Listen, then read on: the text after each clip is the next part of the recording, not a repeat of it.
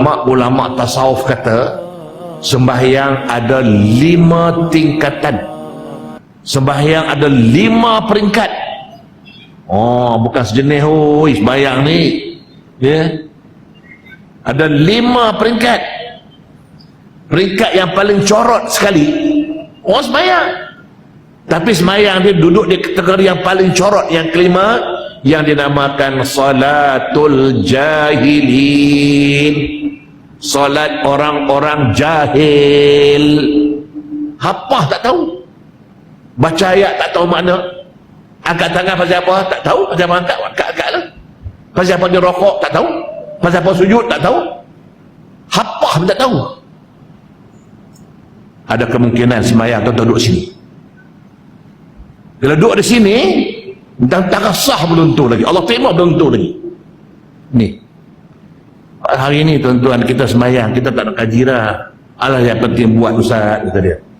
Saya pernah tegur seorang anak muda. Anak muda sembahyang, bayang tak betul. Memang tak betul, memang tak sah sembahyang dia. Saya tegur dia, saudara, saya nampak saudara ni sembahyang tak betul sikit. Kok tanya saya yang mana yang tak betul ustaz? Tak. Bila saya kata tak betul, dia kata Allah ustaz, yang penting saya buat. Saya tak nak tinggal lah, kata dia. Saya tak nak tinggal sembahyang ustaz dia. Iyalah, kalau tak tinggal tak betul, buat apa? Buat penat aja. Ini mungkin duduk sini.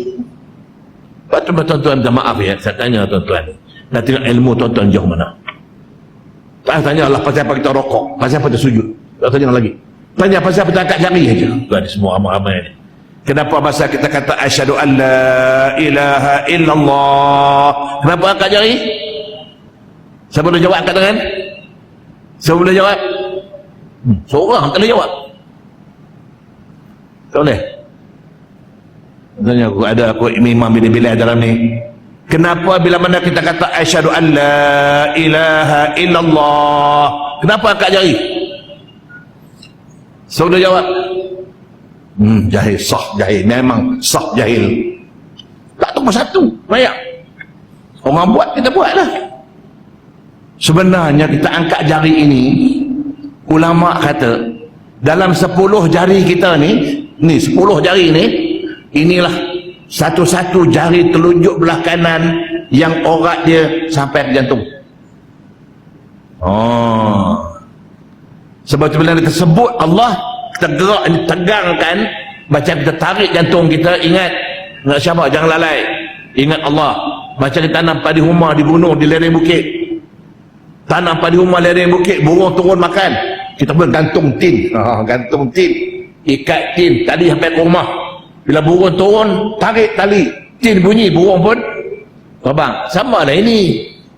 Asyhadu an la ilaha illallah, tegangkan, tarik jantung, ingatkan dia, sabar. Itu yang kita gerak jari tu. Apa seorang tak tahu? Jahil. Kenapa rokok? Lagi tak ada jawab. Kenapa sujud? Lagi tak ada jawab. Ayat baca makna apa? Tak tahu, lagi tak ada jawab. Sah jahil. Duduk sini.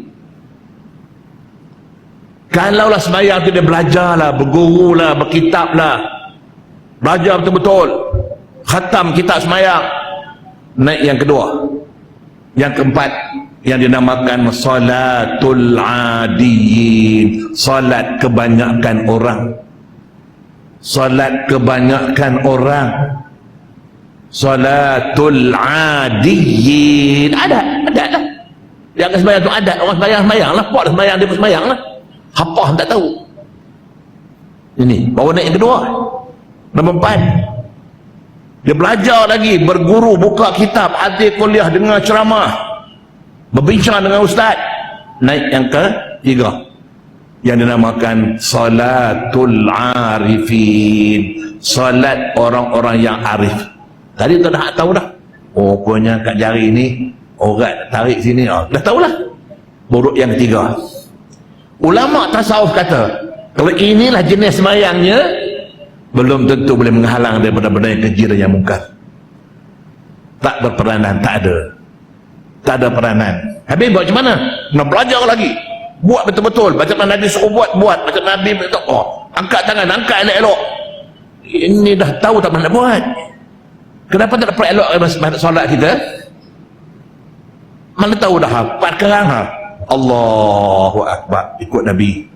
Rokok, Allahu Akbar. I'tidal, sami Allahu liman hamidah Rabbana. Ini Allahu Akbar. Allah. Benar. Allah. Benar. Ini 3 jenis sembahyang takkan berperanan mencegah dia daripada keji dan yang mungkar. Melainkan dia belajar lagi, buat betul-betul, belajar, buat betul-betul, belajar, buat betul-betul. Baik, yang keempat, yang tingkatan yang kedua, yang dinamakan salatul khashi'in. Salat orang-orang yang khusyuk. Sampai ke sini, kata ulama tasawuf, barulah berperanan akan mencegah orang itu dia tak akan buat maksiat, tak ada bukan. Ni duduk sini. Kalau sembahyang kita yang ini tak payahlah. Dah sampai sini, rasa seronok sembahyang, dah buat elok-elok, buat betul-betul, kau punya sembahyang, duduk sini. Tak mustahil dia akan dapat tingkatan yang paling tinggi dalam sembahyang, iaitu salatul muhsinin. Tu yang Nabi sahabat-sahabat rasa tu. Mereka sembahyang, mereka kata salatul muhsinin. Bila Jibril tanya Nabi mahwal ihsan, Nabi kata anta'budallah ka'annaka tara. Nabi dia sembahyang Allahu Akbar, macam dia nampak Allah. Itu Nabi. Tapi mana boleh nampak Allah?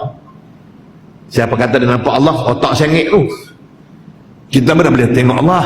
Maka Nabi kata fa'illam takun tarahu, kalau kamu tak nampak Allah, kamu kena yakin Allah nampak kamu. Ini dia 5 tingkatan sembahyang.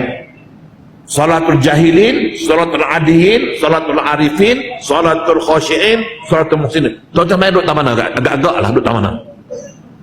Agak-agak lah. Fikirlah sendiri. Sebab tu tuan-tuan, dan sembahyang kita nak perlu elokkan. Semakin elok sembahyang, lagi baik, lagi elok, lagi baik.